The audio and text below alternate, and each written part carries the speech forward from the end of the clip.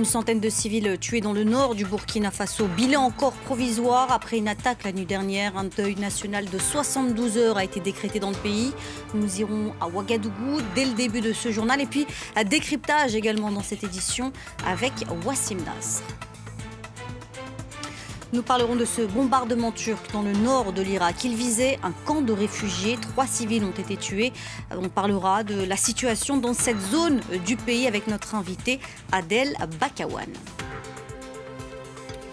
Puis enfin, journée de mobilisation en soutien à Fariba Adelka, détenue en Iran depuis 2 ans. Le portrait de cette scientifique franco-iranienne a été dressé sur la façade de la mairie de Paris. Voilà pour les titres, soyez les bienvenus si vous nous rejoignez sur France 24. C'est donc l'attaque la plus meurtrière enregistrée au Burkina Faso depuis le début des violences djihadistes en 2015. Une centaine de civils ont été tués dans le nord du pays la nuit dernière. Le bilan, lui, reste encore provisoire. Écoutez Khalid Oussi, il est notre correspondant dans le pays. L'attaque terroriste la plus meurtrière dans l'histoire récente du Burkina Faso, selon plusieurs sources. Dans la nuit du vendredi 4 au samedi 5 juin, des hommes armés sont entrés dans le village de Solane pour d'abord s'en prendre à un poste de VDP, volontaire pour la défense de la patrie, et ensuite continuer leur massacre dans le village, abattant des civils. Selon plusieurs sources, au moins une centaine de civils auraient été tués. Un bilan confirmé dans la foulée par les autorités burkinabées dans un communiqué qui indique que le président Roch Marc Christian Kaboré a proclamé un deuil national de 72 heures. Solane est située à une dizaine de kilomètres de Séba, dans la région du Sahel, non loin de la frontière nigérienne. Ces dernières semaines, la région du Sahel a été le théâtre de plusieurs attaques visant des populations civiles, mais également les forces de sécurité burkinabées. En réponse, le 5 mai dernier, les forces armées nationales ont lancé une opération d'envergure dans les régions du Nord et du Sahel afin de déloger les groupes armés terroristes qui y sévissent.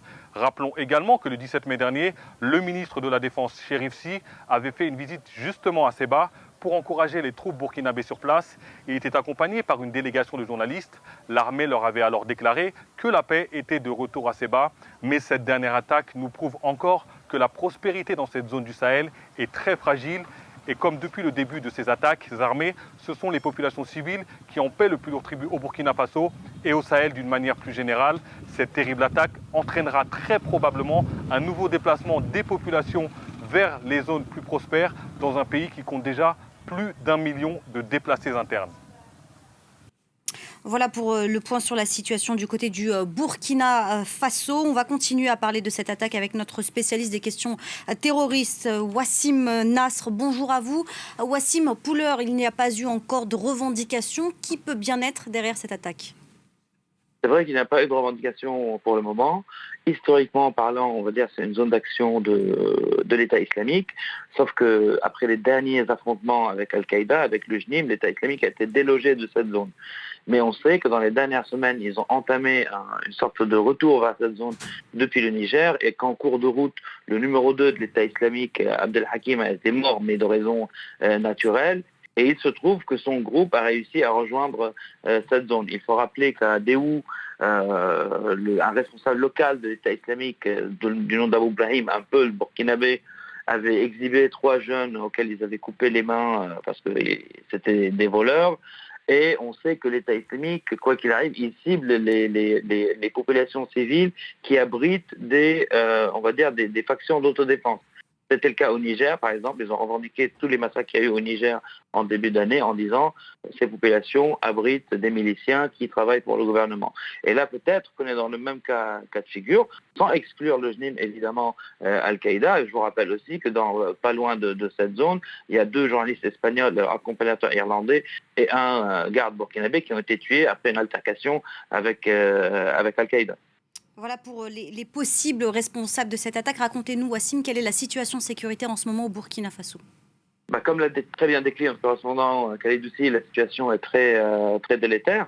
D'ailleurs, donc, le ministre de la Défense a été dans la même région de Déhou, quasiment au même moment où l'État islamique exhibait ses châtiments corporels. Il a été même dans la zone de Séba. Et on voit bien que la population civile paye le plus lourd tribut.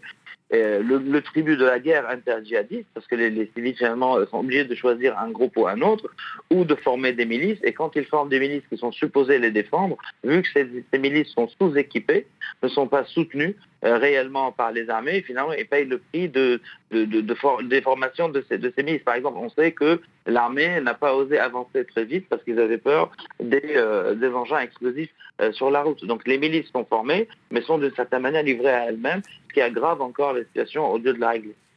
Merci Wassim Nasr pour cette analyse de la situation au Burkina Faso, où, je le rappelle, des centaines de civils ont été tués la nuit dernière. Autre attaque meurtrière au Mali voisin, 11 civils ont été tués, tous appartenaient à la communauté Touareg.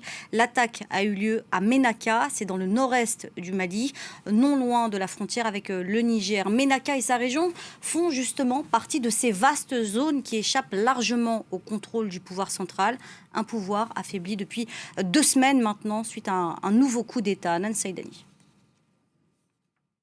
Après la suspension de la coopération militaire annoncée par la France, à Bamako, on joue la carte de l'apaisement. Devant une foule de partisans du mouvement du 5 juin, Choguel Kokala Maïga a pris la parole. Ce vétéran du M5, pressenti pour être le prochain Premier ministre, veut rassurer les partenaires du Mali. Nous devons dire à nos amis, notre peuple a besoin qu'on le tienne la main pour qu'il se sente debout, pour qu'il recouvre sa fierté. Et c'est pour cela que nous ferons preuve de réalisme et de pragmatisme. Nous respecterons les engagements internationaux qui ne sont pas contraires aux intérêts fondamentaux du peuple malien. Jeudi, en réaction au deuxième coup d'État, Paris a décidé de suspendre temporairement les opérations militaires au sol qu'elle mène conjointement avec les forces maliennes contre les djihadistes. Une décision très commentée à Gao. Dans cette ville, en 2013, l'opération Serval, qui a associé les troupes maliennes et françaises, a libéré la ville, alors aux mains des djihadistes. Moi, je dirais que c'est une intimidation stérile. Ils ont travaillé contre la femme et contre l'autorité malienne. Les populations cherchent quoi aujourd'hui?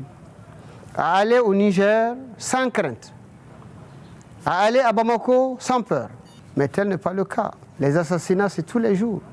Le Mali assure que la lutte contre le terrorisme restera l'une de ses priorités, mais la France redoute de son côté que les dirigeants maliens actuels soient tentés de faire des concessions aux djihadistes.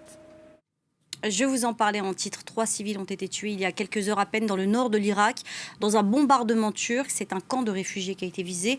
On va tenter de comprendre ce qu'il s'est passé donc ce samedi avec notre invité Adel Bakawan. Bonjour, vous êtes chercheur franco-irakien, directeur du Centre français de recherche sur l'Irak.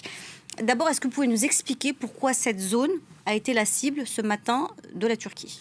Écoutez, dans ce camp qui s'appelle le camp de Mahmour, qui se trouve dans les territoires disputés, entre Bagdad et Erbil, très proche de la grande ville de Kirkouk, et les réfugiés kurdes de Turquie sont massivement installés dans ce camp-là. Et ce camp constitue la base militante du PKK. PKK, c'est-à-dire le Parti travailleur du Kurdistan de Turquie, qui est en lutte depuis 40 ans contre le pouvoir turc. Les Turcs contestent officiellement et militairement, officiellement, je dis officiellement, c'est-à-dire auprès du gouvernement de Bagdad, mais aussi auprès du gouvernement d'Erbil, l'existence de ce camp. Le gouvernement de Bagdad, comme vous le savez bien, est dans un état de fragilité structurelle, ne peut rien faire. Et parce que le camp se trouve dans les territoires disputés, le gouvernement régional du Kurdistan non plus ne peut rien faire. Donc, c'est dans ce contexte-là, l'armée turque intervient militairement et régulièrement pour bombarder le camp. Alors, selon les informations qui ressortent pour l'heure, la personne qui a été visée, la cible du gouvernement turc, il s'agirait de Rachad Galali, un député kurde originaire justement de Mahmoud. Est-ce que vous pouvez nous expliquer pourquoi il est une cible pour Ankara? Parce qu'en fait, les personnalités clés qui jouent un rôle ou des rôles fondamentaux dans la gestion de la base militante du PKK, dans la gestion administrative du camp, mais aussi dans la gestion tout simplement de la présence du PKK dans le Kurdistan irakien, mais aussi dans le territoire disputé, sont régulièrement les cibles de ces attaques de la part de l'armée turque. Ce n'est pas la première fois, Adel Bakawan, que la Turquie mène des attaques dans le nord de l'Irak. de manière générale. Absolument. Nous ne sommes pas dans l'exception. Nous ne sommes pas dans l'extraordinaire. Nous ne sommes pas dans une nouveauté, dans une actualité sans précédent. Non, pour moi, nous sommes dans la régularité. Nous sommes dans la normalité. Ces attaques-là, c'est produit hier, aujourd'hui, et ça se produira demain. Et nous ne sommes pas dans une rupture. Au contraire, jusqu'à aujourd'hui, nous sommes dans la gestion de la normalité conflictuelle entre les trois acteurs.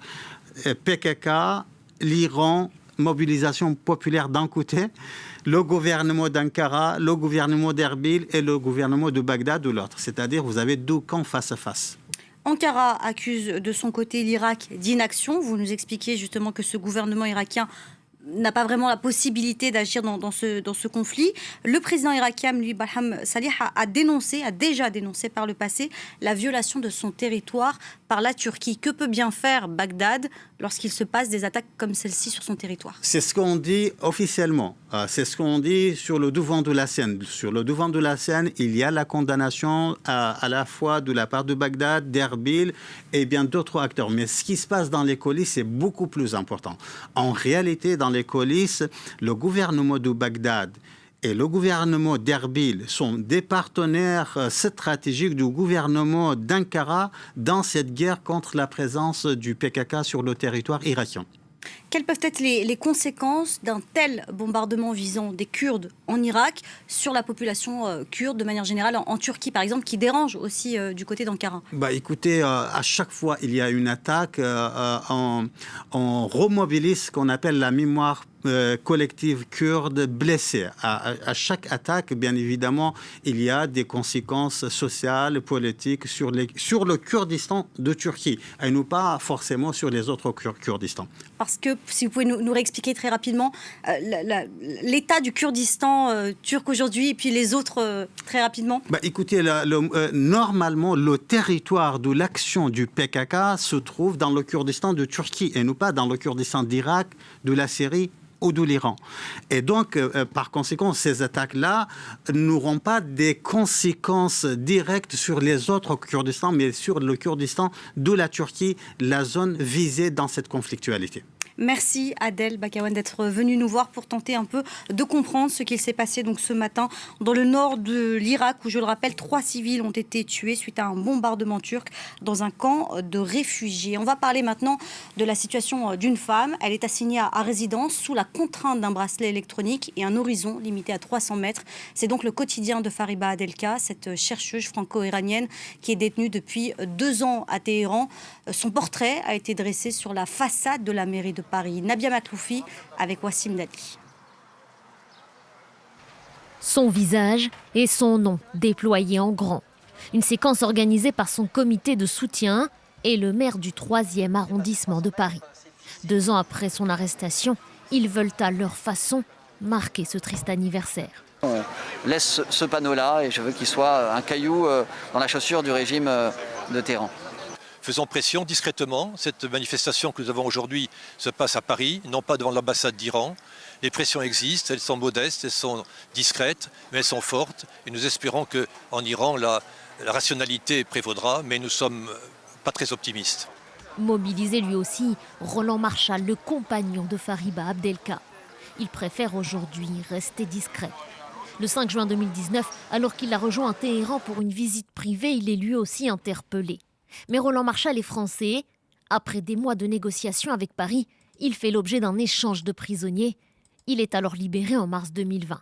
Fariba Adelka n'a pas eu cette chance, dans la mesure où la République islamique ne reconnaît pas la double nationalité pour les ressortissants iraniens.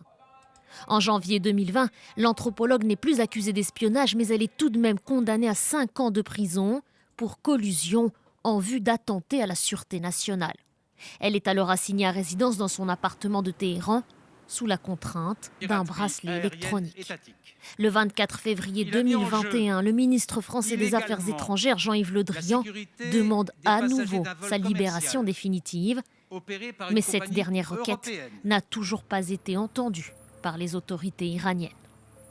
Voilà, c'est la fin de ce journal. Merci à vous de l'avoir suivi. On se retrouve dans 15 petites minutes. Restez avec nous sur France 24.